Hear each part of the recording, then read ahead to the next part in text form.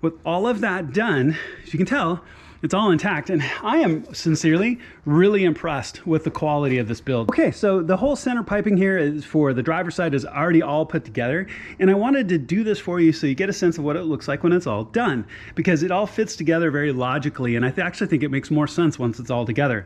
Now, when you get this, your filter, this box and the pipe are all going to be in separate pieces.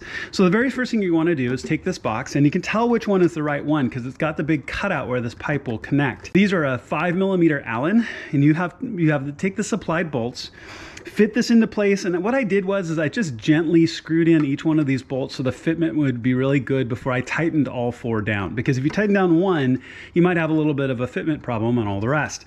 So tighten that all together, get it all nice and snug, and keep in mind this is metal going into carbon fiber and other metal, so just snug, don't crank on them too much. So that's all into place. Now the air filter as well. Now the air filter only goes in one direction. It's kind of this oblong triangular shape. As you can see, the flat part here is here on the top, and the longer triangular point goes down into the box. As you turn this around, you'll find there's only one way it goes in. You can't install it wrong because it'll stick up high or it'll be a lump here. There really is only one orientation. But because it's kind of an unusual shape, I wanted to show you what it looks like when it's already in place.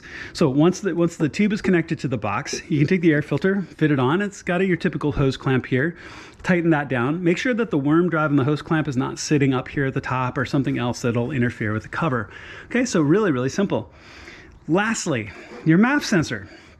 Go ahead and take these off. So there's a T20 bolt over on the OEM pipes, and then you have the same thing here where you're gonna take and put these on. These MAF sensors only go in one direction. Now if you look really closely, there's a little arrow right there that shows what direction the air should be going, so that will help.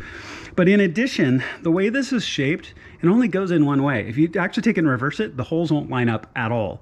So it's really nice that you can't essentially misinstall these. But be gentle, these are really fragile. So take it, fit it down into place really snugly. Go ahead and put the bolts in, tighten them down snug. You don't have to crank on them too hard.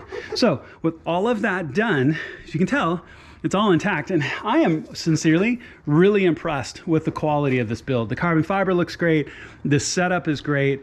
This is really a fantastic, fantastically designed setup.